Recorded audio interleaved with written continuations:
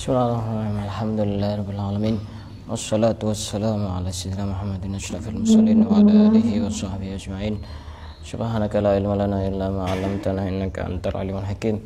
Qala rabbi shrah li sadri wa yassir li amri wahlul 'uqdatam min lisani yafqahu qawli. Nawaitu ta'alluma wa ta'lima wal ifadata wal istifada wa tadhakkura wa tadhkir wa naf'a wal intifa'. وتمسك إلى كتاب الله وسنة رسوله والدعاء إلى الهدى والدلالة على الخير ابتغاء مرضاته وقربه وثوابه سبحانه وتعالى. قال المصنف رحمه الله تعالى ونفعنا به وبعلومه وأمدنا بأسرار الدارين آمين. Akan kita lanjutkan kajian kita pada kesempatan kali ini. Pada pembahasan sebelumnya kita sudah membahas tentang bagaimana para sahabat mengagungkan kepada Rasulullah dan juga bagaimana cerita para sahabat mengagungkan ketika membaca apa? Hadis, membaca hadis Rasulullah. Dan sekarang akan saya jelaskan tentang beberapa keistimewaan menjadi umatnya Rasulullah. Kita itu sudah semestinya harus banyak bersyukur, karena tanpa kita meminta kepada Allah, kita sudah ditakdirkan menjadi umatnya Rasulullah. Bahkan para nabi, termasuk Nabi Musa, termasuk nabi-nabi yang lain itu berharap ingin menjadi umatnya Rasulullah, itu padahal sekelas nabi dan rasul. Kita tanpa meminta sudah ditakdirkan menjadi umatnya Rasulullah. Akan saya jelaskan ada 14 keistimewaan menjadi umatnya Rasulullah yang dijelaskan di dalam kitab Khasaisul Ummatil Muhammadiyah yang dikarang oleh As-Sayyid Muhammad bin Alawi Al-Maliki Al-Hasani. Dari mana? Dari Mekah. Ini seorang ahli hadis dari ulama-ulama Indonesia, banyak yang berguru kepada beliau. Sekarang diganti putranya, namanya Sayyid Ahmad bin Muhammad bin Alawi bin Abbas Al-Maliki. Yang pertama, keistimewaan menjadi umatnya Nabi Muhammad, awalan raf'ul isra. Allah itu tidak membebani hal-hal yang berat kepada umatnya Nabi Muhammad melebihi batas kemampuannya. Kalau umat-umat terdahulu ada banyak contoh, mereka itu berat-berat, syariatnya itu berat-berat. Contohnya diantaranya qat'u maudhi'in najasah, harus memotong tempat yang terkena najis. Misalkan baju begini, baju ini kena najis, ini caranya bukan dibersihkan tapi harus dipotong. Coba kalau kita. Dan bahkan ada satu keterangan juga yang menyebutkan seandainya itu terkena tubuhnya, maka tubuhnya juga harus dipotong. Wah, ini berat ini. Bukan maksudnya misalkan yang terkena ini jarinya, ya jarinya ini yang kena najis itu harus dipotong. Jadi seukuran ini ya ini dipotong. Umat-umat ya tidak kira mati. Bukan langsung dipotong semuanya. Bagian yang terkena najis itu yang dipotong. Kalau misalkan matanya yang kena najis, matanya harus dicongkel. Ya, kalau perutnya kena najis, ya pokoknya diambil yang kena najis itu. Jadi umat-umat terdahulu itu berat. Kita menjadi umatnya Nabi Muhammad gampang. Kalau kena najis, ya tinggal bersihkan pakai air, sudah selesai. Dengan tata cara yang sudah dijelaskan oleh para ulama seperti itu. Tergantung najisnya, najis apa, najis mukhaffafah, apa mutawassithah, apa mughalladah. Nah, itu umat-umat terdahulu itu sangat berat sekali. Dan itu diangkat oleh Allah, kesulitan-kesulitan itu untuk umatnya Nabi Muhammad. Yang kedua, ini masih menjelaskan Allah mengangkat hal-hal yang sulit. Ini masih yang pertama, keistimewaan umat Nabi Muhammad yang pertama. Contoh yang sulit dari umat-umat terdahulu, adamu mu'akalatul haid. Perempuan yang haid itu tidak boleh dibarengi makan. Tidak boleh makan bareng. Iya, dulu itu saya tidak bisa membayangkan apa nasibnya orang yang lagi haid itu. Dan bahkan tidak boleh satu rumah. Dia harus bisa jadi Bisa jadi yang laki-laki atau yang tidak haid itu di luar, bisa jadi dia di rumah sendirian, atau bisa jadi dia tidur di halaman rumahnya. Itu berat itu. Kalau umatnya Nabi Muhammad, ya mau haid mau apa, makan bareng ya silakan, jalan-jalan bareng juga tidak apa-apa, kumpul-kumpul bareng juga tidak apa-apa. Yang penting isna'u kulla syai'in illa nikah. Artinya tidak melakukan hubungan badan, karena itu yang tidak diperbolehkan. Kecuali tidak mengarah ke situ, tidak masalah. Itu kemudahan-kemudahan yang diberikan oleh Allah kepada umatnya Nabi Muhammad. Itu repot itu kalau lagi haid itu. Tidak bisa makan bareng, tidak bisa minum bareng, tidak bisa satu rumah bareng, susah itu. Yang berikutnya termasuk kemudahan bagi umatnya Nabi Muhammad adalah dulu itu kalau ada orang mau taubat, qatlun nafsi bit taubah. Mereka harus membunuh dirinya sendiri kalau pengen taubat. Kalau dosanya itu dosa-dosa yang dilakukan oleh sebagian anggota tubuh, misalkan berbohong, maka dia harus memotong lidahnya. Kalau dia berzina, memotong kemaluannya. Kalau dia melihat yang haram, harus dicongkel matanya. Caranya taubat seperti itu dulu itu. Kalau membunuh, ya dibunuh. Pokoknya kalau bertaubat itu caranya harus dibunuh. Kita itu Masya Allah sangat mudah sekali. Taubat yang penting memenuhi syarat. Pertama, menyesal kalau dosa berhubungan dengan Allah, menyesal.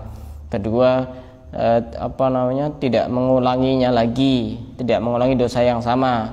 Ketiga, punya keinginan yang sangat kuat untuk tidak melakukannya lagi. Itu sudah cukup sudah. Sambil banyak istighfar. Tapi dulu repot, harus membunuh dirinya sendiri. Di dalam Al-Quran surat Al-Baqarah ayat 54, fatubu ila bari'ikum faqtulu anfusakum. Taubatlah kepada Tuhan kalian dengan cara faqtulu anfusakum, bunuhlah diri kalian sendiri. Coba seandainya sekarang dosa mati semua, tidak tersisa ini. Kita ini banyak dosanya itu. Kalau umatnya Rasulullah, wa may ya'mal su'an aw yadlim nafsahu thumma yastaghfirillaha yajidillaha ghafurar rahima.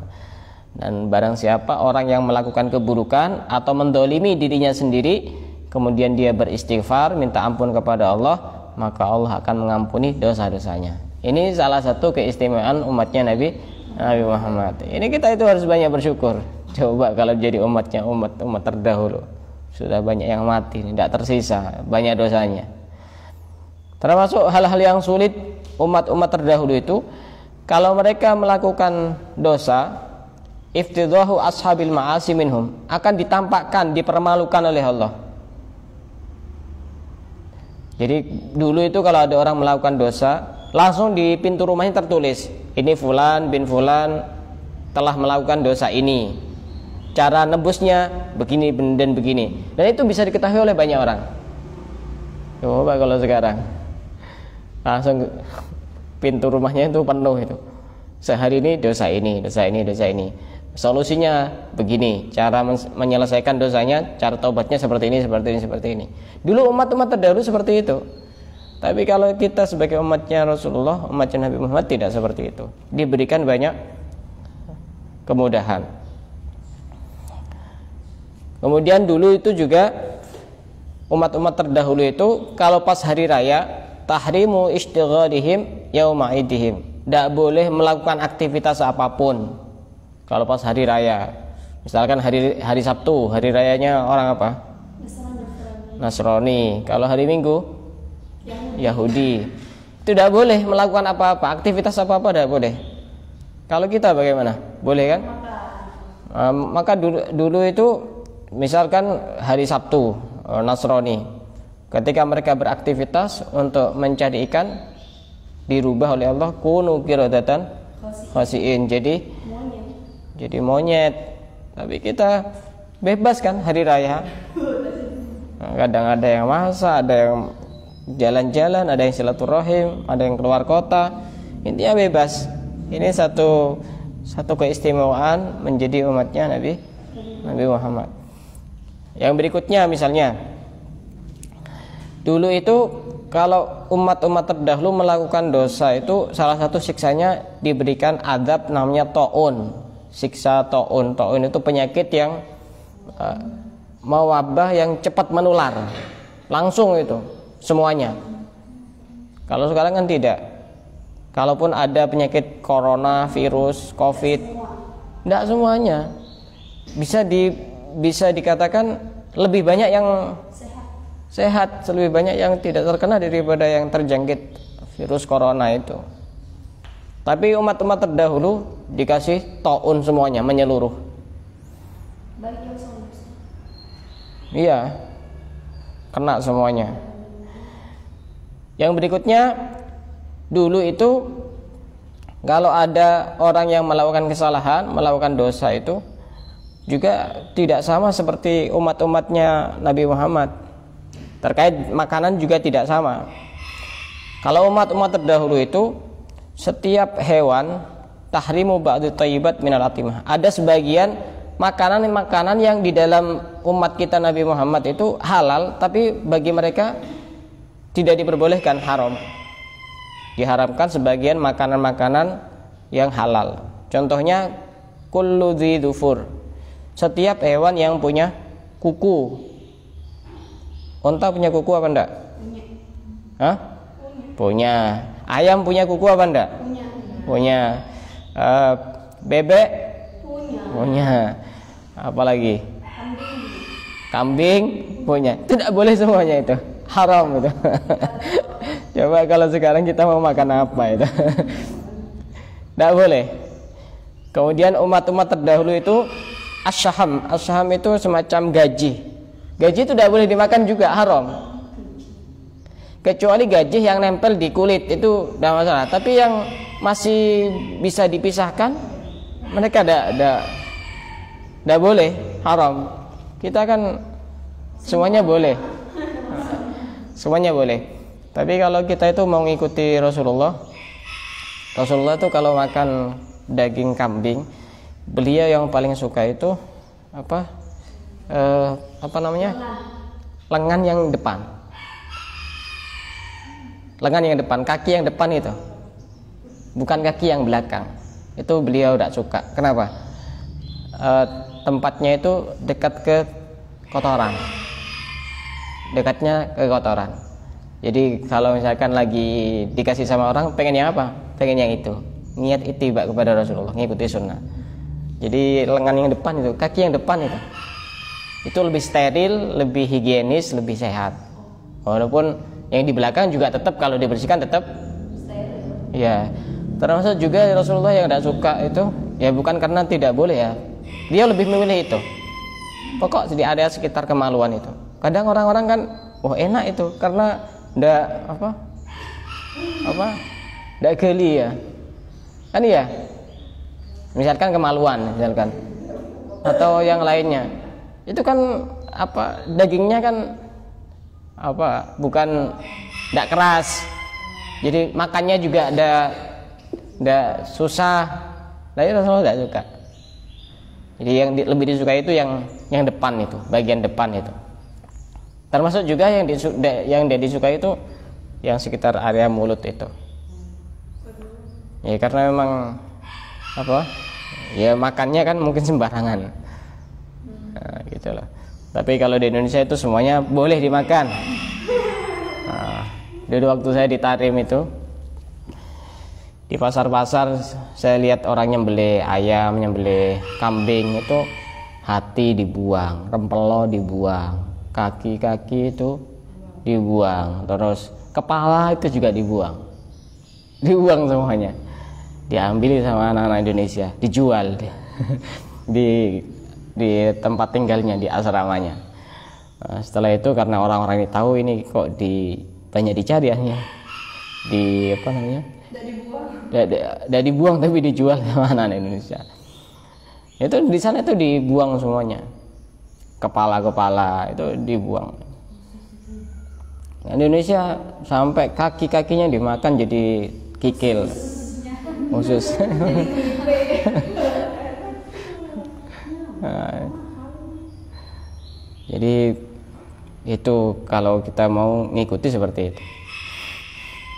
Kalau punya kambing sendiri, nyembelih sendiri, milih sendiri. Tapi kalau beli di pasar kan nggak bisa. Nah, dulu itu juga diharamkan untuk merampas harta rampasan perang.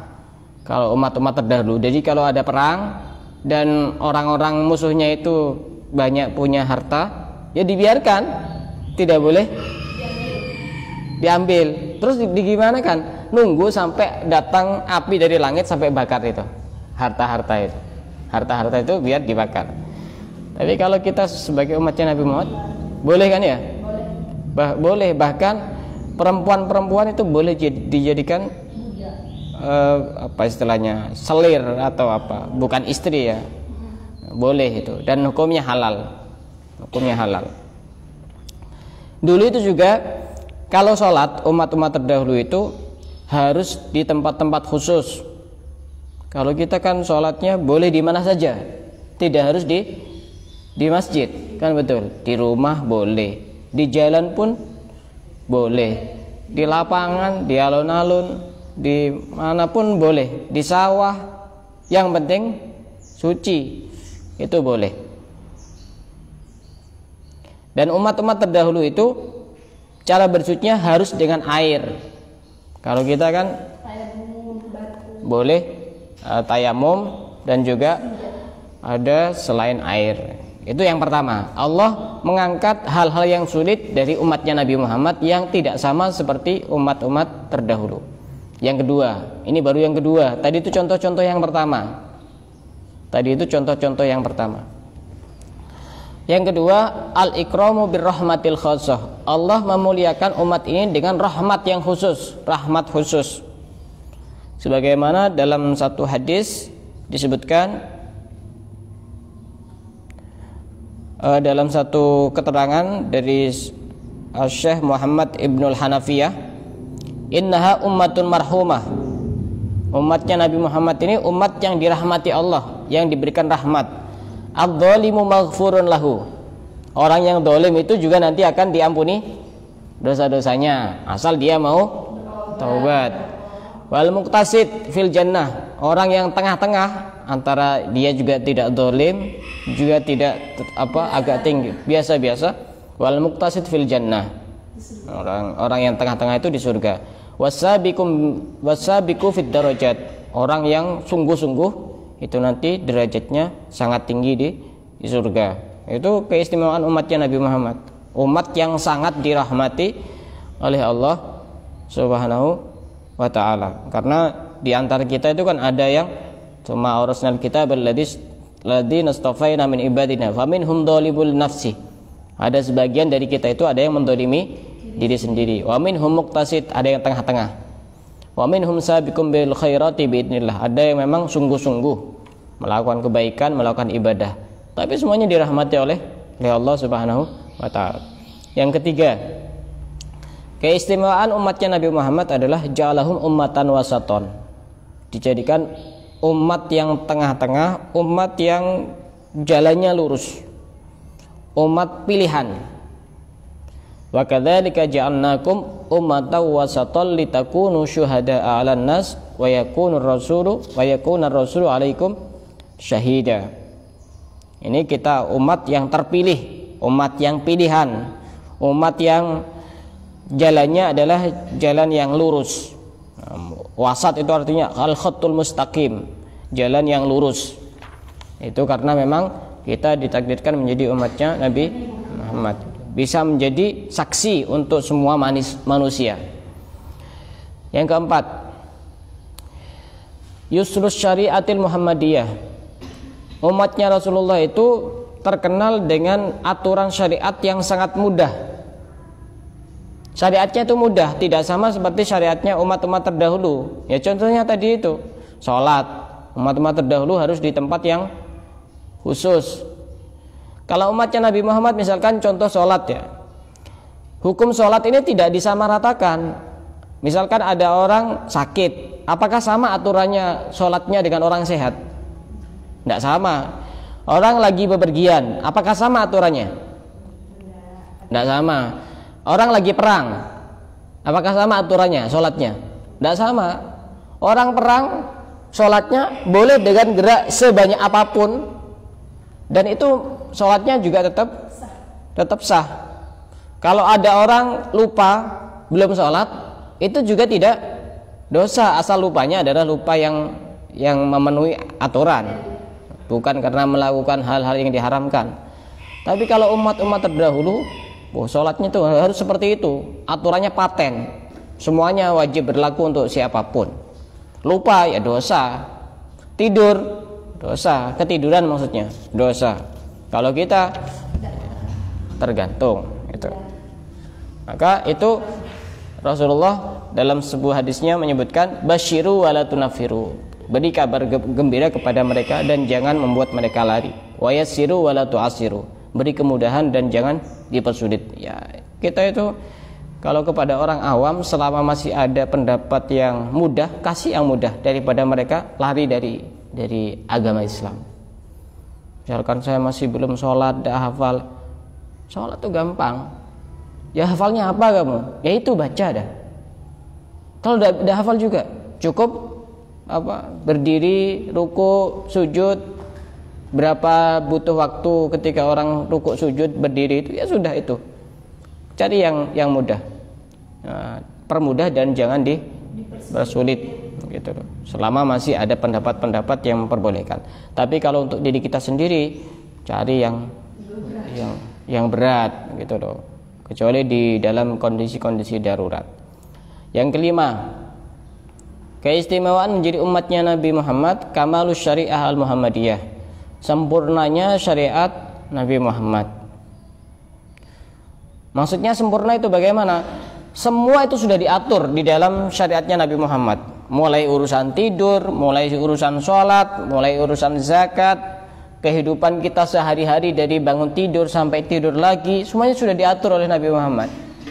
Itu saking sempurnanya, tidak ada yang terlewatkan sedikit pun. Pernikahan, bahkan ketika berhubungan dengan suami istri itu juga diatur.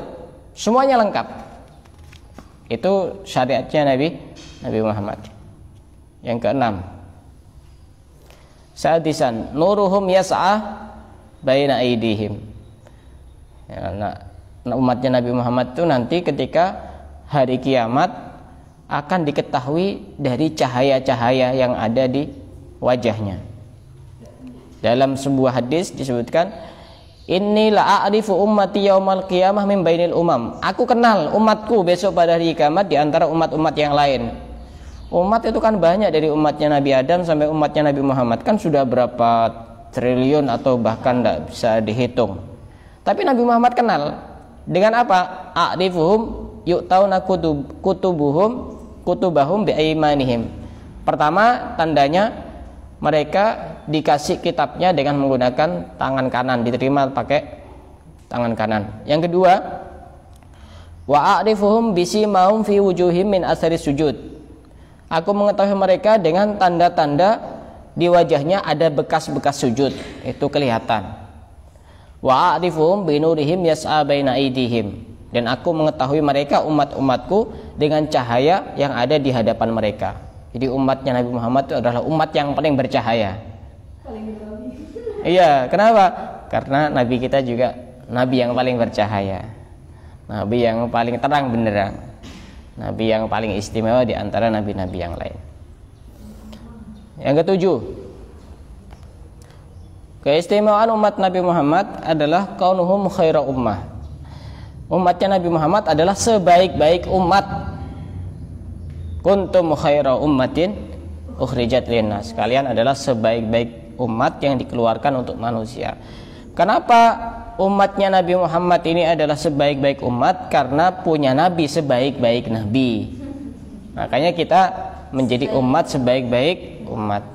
Tapi ada syaratnya di situ. Kalau kita ingin menjadi sebaik-baik umat, ta'muruna bil ma'rufi wa tanhauna 'anil munkar. Memerintahkan kepada kebaikan, mencegah kepada kemungkaran. Wa tu'minuna billah, dan iman kepada Allah. Itu kita benar-benar menjadi umat yang terbaik.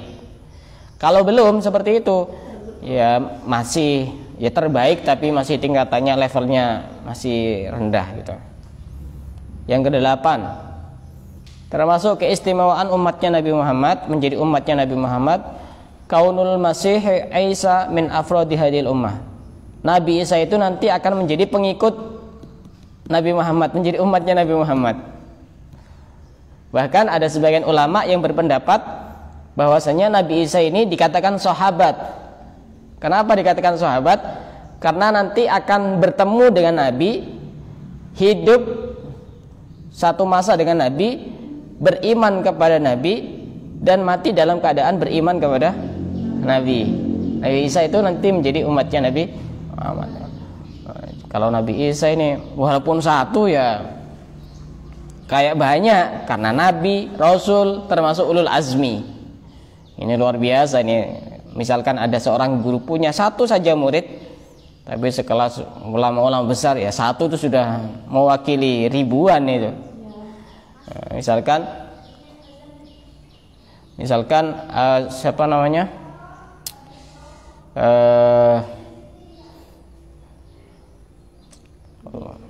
Siapa? Misalkan kalau di Indonesia misalkan Oke, Hasyim Asy'ari misalkan punya murid namanya Syekhona Khalil Bangkalan. Satu saja itu sudah, walaupun cuma punya satu itu saja sudah luar biasa, walaupun tidak punya murid, karena pengaruhnya luar biasa. Apalagi ini Nabi Isa yang nanti akan turun ke bumi untuk menyelamatkan orang-orang dari Dajjal, itu nanti akan menjadi pengikutnya Nabi Muhammad. Apa kita tidak bangga?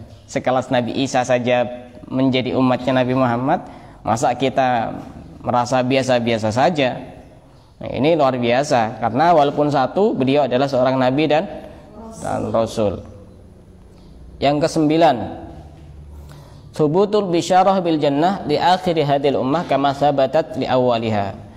Ada kabar gembira mendapatkan surga untuk umat ini sebagaimana umat-umat terdahulu.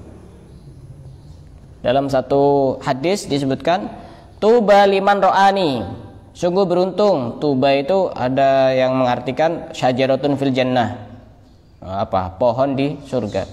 Dia akan mendapatkan surga bagi orang liman ro'ani, orang yang melihatku, wa amana bi, dan iman kepadaku. Wa tuba, diulang sampai 7 kali, liman lam yarauni wa amana bi, bagi orang yang tidak melihatku tapi dia beriman kepadaku. Dikasih kabar gembira oleh Rasulullah, dia akan mendapatkan surga. Walaupun bagi orang yang tidak pernah melihat Rasulullah, tapi syaratnya dia beriman. Ini luar biasa. Sudah dikasih surprise dari Rasulullah, dikasih kabar gembira, bocoran dari Rasulullah. Yang ke-10, masih ada 5, sabar, ntar lagi selesai. Yang ke-10, subutul fadli li akhiri hadil ummah kama sabata li awwaliha.